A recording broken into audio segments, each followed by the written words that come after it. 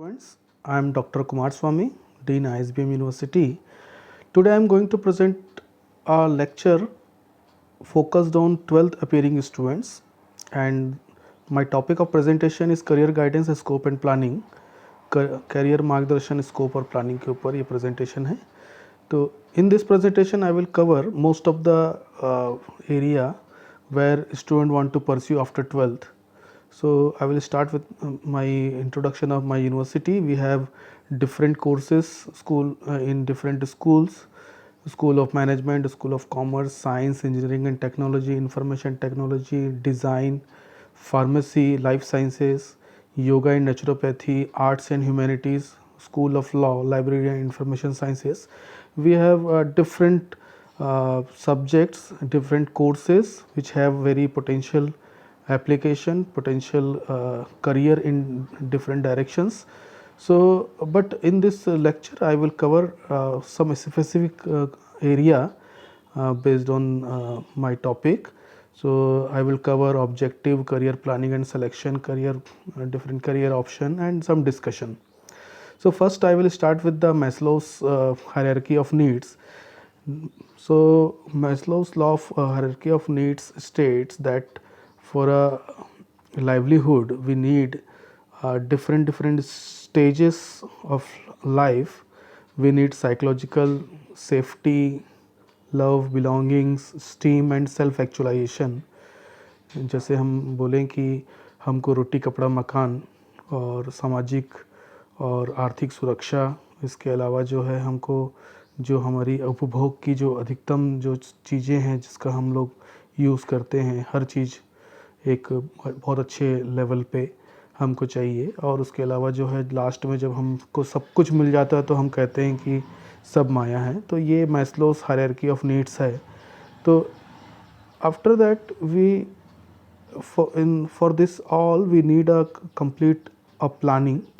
तो प्लानिंग में बहुत सारे पैरामीटर्स इन्वॉल्व होते हैं, जैसे कि आपका इंटरेस्ट, स्किल्स, किस चीज़ में आपकी दक्षता है, और उसके अलावा वर्क रिलेटेड वैल्यूज़. जैसे मान लीजिए कि आपको जो है कोई कार्य करना है, आपको फ़ोटोग्राफ़र बनना है, और फोटोग्राफ़र में जो जो वैल्यूज़ होना चाहिए, जो जो मोरल्स होना चाहिए, वो सब हैं कि नहीं, और उसके हिसाब से आपकी पर्सनालिटी भी सूट करती है कि नहीं. ये एक प्रोसेस है. पहले हम लोग ये सब चीज़ें चेक करते हैं, देन हम लोग प्लानिंग करते हैं. तो प्लानिंग में जैसे अभी 12th के स्टूडेंट हैं, तो 12th के स्टूडेंट में बहुत सारे अभी एरियाज़ 12th में मिलते हैं हमको. भले हमने कोई भी सब्जेक्ट ऑप्ट किया है, लेकिन जैसे साइंस के स्टूडेंट किसी भी डायरेक्शन में जा सकते हैं, और कॉमर्स के स्टूडेंट्स आर्ट्स के सब्जेक्ट्स भी ले सकते हैं. इस तरीके से हमारे पास नंबर ऑफ़ कन्फ्यूज़न्स स्टार्ट होते हैं, क्योंकि करियर ऑप्शंस को ध्यान में जब रखते हैं तो हमको बहुत सारे कन्फ्यूज़न स्टार्ट होते हैं. तो करियर प्लानिंग एक बहुत ही कन्फ्यूजिंग प्रोसेस है. तो उसको सॉल्व करने के लिए थोड़ा सा हम लोग डिस्कस करेंगे.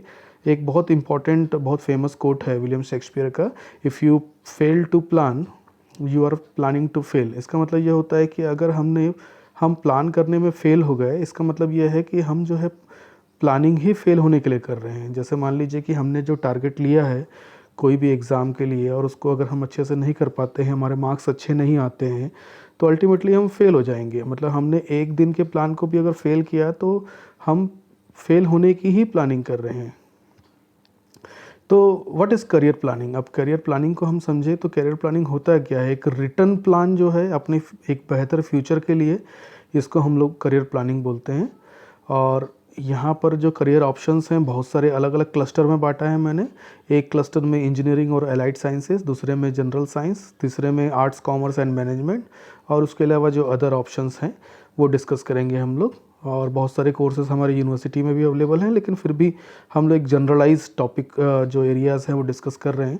तो सबसे पहले इंजीनियरिंग एंड अलाइड कोर्सेज़ के बारे में बात करेंगे. तो इंजीनियरिंग और अलाइड कोर्सेज़ में सबसे पहले जो है हम लोग जो इंजीनियरिंग कोर्सेज जो होते हैं, इसमें बहुत सारे अलग अलग जिसमें एरिया ऑफ स्कोप है. जैसे एविएशन है, शिपिंग इंडस्ट्री है, मर्चेंट नेवी है, आर्किटेक्चर है, इंजीनियरिंग टेक्नोलॉजी के एरिया में है, एग्रीकल्चरल है, माइनिंग है, पेट्रोलियम है, plastic and polymer, rubber mould, tool die, ceramics, textile, packaging, leather, railway technicians, ये सभी जो है करियर्स हैं जो डिप्लोमा इंजीनियरिंग के साथ साथ जो इंजीनियरिंग ग्रेजुएट्स हैं उन सभी के लिए है ये। जैसे एविएशन में हम सोचते हैं कि सिर्फ जो फ़्लाइट जो उड़ाते हैं उस वही नहीं होते हैं, इसमें हमारे पास अलग अलग ऑप्शंस हैं। मार्केटिंग भी होगा, फाइनेंस भी होगा, फैशन डिज़ाइनर भी होंगे जो क्रू मेंबर्स के ड्रेस डिज़ाइन करेंगे, सेफ्टी का पार्ट होगा, सिक्योरिटी का पार्ट होगा, एयर ट्रैफिक कंट्रोल की बात होगी, टिकटिंग होगी, और इसमें एयरफोर्स भी ऐड होगा, पायलट्स ऐड होंगे, अटेंडेंट्स ऐड होंगे, flight dispatchers, flight scheduler, ground crew और फ्लाइट इंजीनियर्स और इंजीनियरिंग और जो टेक्निकल डिविजन्स है, ये सभी से मिलकर आपका एविएशन इंडस्ट्री बनता है। नॉट ओनली कि सिर्फ हम बात करें कि जो आपके फ़्लाइट के जो पायलट्स हैं उसकी बात करें, but we have so many thing. आप देख सकते हैं कि एक इंडस्ट्री में हमको सभी डोमेन के लोग चाहिए होते हैं, तो इसलिए ये इसमें भी काफ़ी अच्छे स्कोप्स हैं जिसको अपन आगे चल के देख सकते हैं। शिपिंग इंडस्ट्री में लॉजिस्टिक्स से लेकर कार्गो, डॉक्स एंड पोर्ट्स में जो लोडिंग एंड अनलोडिंग होती है वो सभी जगह एक अच्छा करियर पॉसिबिलिटी है। मर्चेंट नेवी आप जानते हैं कि जैसे शिप और डेक में जो लोग होते हैं कंटिन्यूस लोगों को जो सर्विस देते हैं, तो उसमें भी सभी जो एरिया के जो लोग हैं इसमें अपना रोल प्ले करते हैं। इसके अलावा जो है पैकेजिंग टेक्नोलॉजी में हमने जैसे बात की लॉजिस्टिक्स की, ये सब भी इसमें आ जाता है। पैकेजिंग जितनी अच्छी होगी प्रोडक्ट उतना अच्छा होगा, इसके लिए भी काफ़ी कंसेप्ट की ज़रूरत होती है, काफ़ी लोगों की रिक्वायरमेंट होती है। इसके अलावा जो गवर्नमेंट का जो स्किल डेवलपमेंट प्रोग्राम्स हैं, इसमें से बहुत सारे जो प्रोग्राम्स हैं हमारी यूनिवर्सिटी में भी चलाए जाते हैं।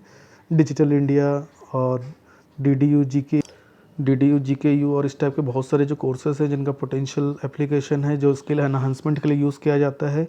और इसको भी जो गवर्नमेंट स्कीम के साथ साथ जो प्राइवेट स्कीम्स है, प्राइवेट जो इंस्टीट्यूट है वो भी इसको जो है प्रमोट करते हैं, और यहाँ पर जो सर्टिफिकेशन होते हैं उसका हेल्प मिलता है आपको रिक्रूटमेंट में। तो ये सब भी जो है हम लोग कर सकते हैं प्लानिंग। इसके अलावा जो इंजीनियरिंग जो टेक्नीशियंस एक तरीके से जो डिप्लोमा इंजीनियर होते हैं और साथ में इंजीनियरिंग जो टेक्नीशियंस होते हैं वो aeronautical engineering technician, air conditioner, refrigerator, automobile, appliances servicing, chemical engineering, civil engineering, computer, electronics, mechanical, marine, plastic technician, ये सभी एरिया में टेक्नीशियंस की आवश्यकता होती है। इंजीनियर्स के साथ साथ इंजीनियरिंग टेक्नीशियंस की भी आवश्यकता होती है, जिसके लिए डिप्लोमा कोर्सेज बहुत अच्छे माने जाते हैं।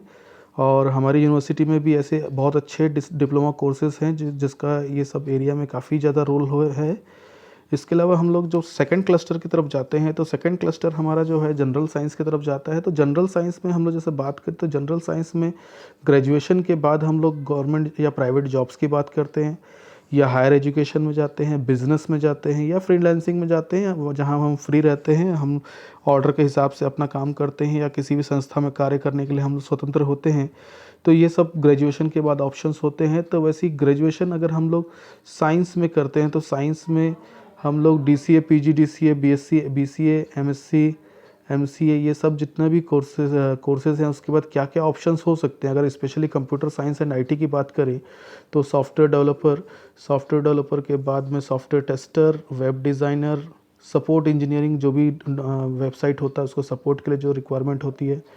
मार्केटिंग में बहुत अच्छा रिक्वायरमेंट होता है, ट्रेनीज़ होते हैं, लेक्चरर्स हो सकते हैं, और पोस्ट ग्रेजुएशन में भी स्टूडेंट जाके और आगे करियर जो है परस्यू कर सकते हैं।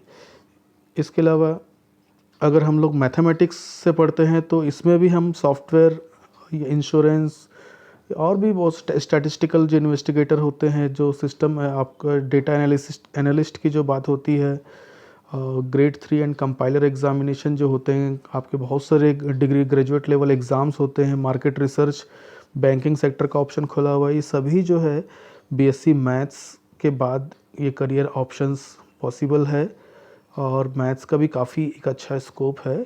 इसके अलावा अगर केमिस्ट्री की बात करें तो केमिस्ट्री में हम लोग जैसे +2 केमिस्ट्री में करते हैं तो BSc जैसा किया हमने, BSc के बाद में हम लोग MSc भी कर सकते हैं।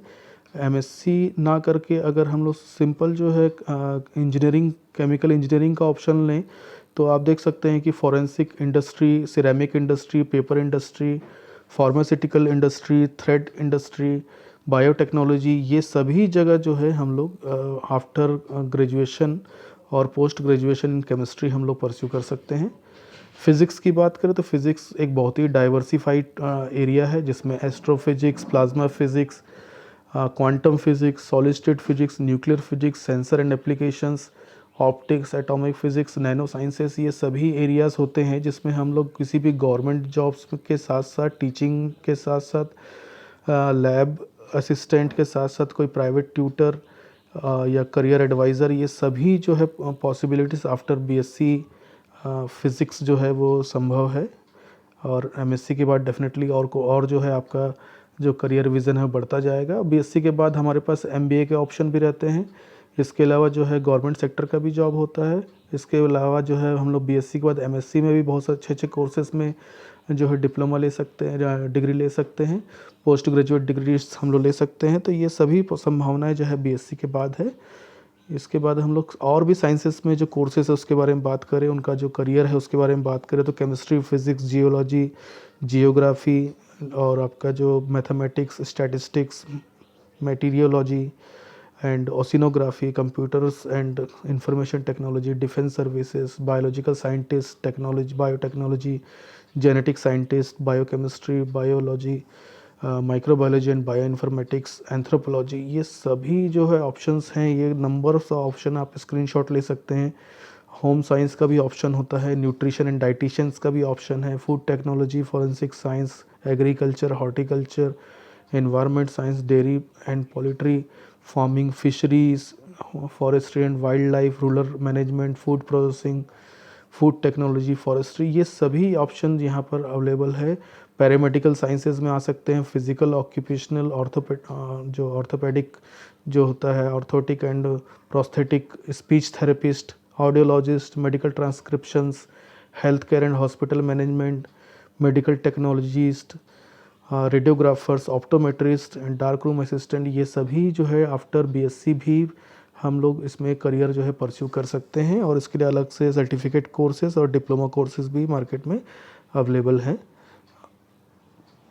तीसरे क्लस्टर में हमने आर्ट्स, ह्यूमैनिटीज़ और कॉमर्स एंड मैनेजमेंट को सबको एक साथ रखा हुआ है, क्योंकि इसमें बहुत ही डाइवर्सिफाई ऑप्शंस हैं। Designers, fashion technology, textile designer, accessories, jewellery designer, interior and exterior designs, fine arts, cartoonist, photography, इसमें बहुत सारे ऐसे कोर्सेज हैं जो साइंस वाले भी कर सकते हैं और साइंस वाले भी इन सब करियर्स में अपना जो है पार्टिसिपेशन कर सकते हैं। इसके अलावा print journalism, mass communication, electronic journalism, film making, advertising, public relation, market research, event management, retail marketing. इसके अलावा जो चार्ट CACS का तो हम जानते ही हैं, finance manager and analyst, stock brokers, investment analyst, banking, insurance, जो आपके एडवाइज़र्स होते हैं, कंपनी सेक्रेटरी हैं, human resource and personal management है, फाइनेंस मैनेजमेंट है, प्रोडक्शन एंड मटेरियल मैनेजमेंट है, एक्सपोर्ट मैनेजमेंट। हर कंपनी में ये अलग अलग जो है पोस्ट क्रिएट होती है, जहाँ पर हम लोग ये सब कोर्सेज में स्पेशलाइजेशन लेके यहाँ पर हम लोग परस्यू कर सकते हैं। Health and hospital management, technology management, even MBA hospital administration का भी बहुत अच्छा कोर्स है। इसके अलावा जो लॉ का जो डायरेक्शन में बहुत अच्छे ऑप्शन है, कई सारे लॉ फॉर्म्स हैं जहाँ पर काफ़ी अच्छा डिमांड है। हर कंपनी के अपने जो है लीगल एडवाइज़र होते हैं, तो लॉ का एक बहुत ही बड़ा एक स्कोप है जो कि हम लोग किसी भी ग्रेजुएशन के बाद में हम लोग जो है परस्यू कर सकते हैं और काफ़ी अच्छा स्कोप इसमें हम देख सकते हैं। इसके अलावा आर्ट्स एंड ह्यूमैनिटी में साइकोलॉजी जो रिलेटेड जो जॉब्स हैं उसमें हम लोग जो थेरेपिस्ट हैं, उसके अलावा जो साइकोलॉजिस्ट हैं, काउंसलर्स हैं और जो क्रिमिनल साइकोलॉजिस्ट हैं, स्कूल साइकोलॉजिस्ट हैं, स्पोर्ट्स साइकोलॉजिस्ट हैं, मतलब साइकोलॉजिस्ट की काफ़ी अच्छी पोस्ट होती है और वो हर जगह पे अपना जो है रोल प्ले करते हैं। तो ये सब भी ऑप्शन संभव है। और इसके अलावा जो गवर्नमेंट जॉब्स हैं जो आपके PSC और जो UPSC के थ्रू जो NDA के एग्ज़ाम्स होते हैं, CDS के एग्ज़ाम्स होते हैं, सर्विस सिलेक्शन जो बोर्ड होते हैं, SSB के एग्ज़ाम्स होते हैं, और उसके अलावा पैरा जो मिलिट्री सर्विसेज हैं, CRPF, BSF, ITBP जो CISF, ये सभी जो है जॉब्स में हम लोग जो है फिज़िकल जो एफिशिएंसी टेस्ट के साथ अपीयर हो सकते हैं। रेलवे और बैंकिंग का ऑप्शन तो भी है हमारे पास में। तो गवर्नमेंट में हमारे पास जो डिफेंस एरिया है और बैंकिंग और रेलवे, ये काफ़ी बहुत बड़े एरिया हैं। अगर हम सिविल सर्विसेज की बात करें तो सिविल सर्विसेज में भी काफ़ी सारे एग्ज़ाम्स होते हैं जिसमें हम लोग प्रिपेयर कर सकते हैं। और जैसे IAS और IPS और IFS की बात करें तो इंडियन एडमिनिस्ट्रेटिव सर्विसेज और police services and forest services, इन सब एग्ज़ाम का जो है UPSC के थ्रू एग्ज़ाम्स होता है जिसमें हम लोग जो है तैयारी कर सकते हैं। और ग्रुप A और ग्रुप B के जो एग्ज़ाम्स हैं, railway, audit, revenue, defence, post, ये सभी जो है ऑप्शंस हमारे पास अवेलेबल है। तो एक तरीके से हमारे पास इतना वास्ट जो है करियर अवेलेबल है। और हमारे पास जितने भी जो करियर ऑप्शंस हैं, जो सिलेक्शन है 12th के बाद जो हम सिलेक्शन कर रहे हैं कोर्सेज़ का, उसके ऊपर बहुत कुछ निर्भर होता है। तो इसलिए हमको चाहिए कि हम लोग 12th के बाद जो कन्फ्यूज़न की जो स्थिति है, उस कन्फ्यूज़न की स्थिति से निकलते हुए हम लोग एक अच्छे करियर का जो चुनाव है वो करें, और जो कन्फ्यूज़न की जो स्थिति है उससे हम लोग बाहर निकले। तो आपको जो पर्टिकुलर जो कोर्सेज़ हैं उसके बारे में जो है जानकारी भी धीरे धीरे मिल जाती है।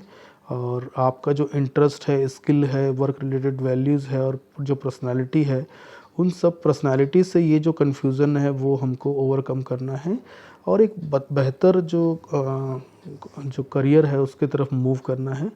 और ISBM यूनिवर्सिटी की तरफ से मैं आपको ये जो गाइडेंस है वो आपको दे रहा हूँ ताकि आप एक बेहतर करियर का चुनाव करें। 12th के बाद इतने सारे ऑप्शंस हैं, सिर्फ जो है एक ही डायरेक्शन में ना सोचते हुए एक डाइवर्सिफाइड डायरेक्शंस को समझें और उस डायरेक्शंस में बढ़ने के लिए हमको क्या क्या करना होगा, फिर उसके बारे में फिर हम प्लान करें। और ये जो कन्फ्यूज़न है, इस टाइप का जो कन्फ्यूज़न है, उस कन्फ्यूज़न से हम बचें। यही शुभकामनाएं हैं मेरी सभी 12th जो अपीयरिंग स्टूडेंट हैं जिनका रिज़ल्ट अभी अवेटेड है। उसके बाद वो अपने जो करियर का जो चुनाव करेंगे इसी पे करें।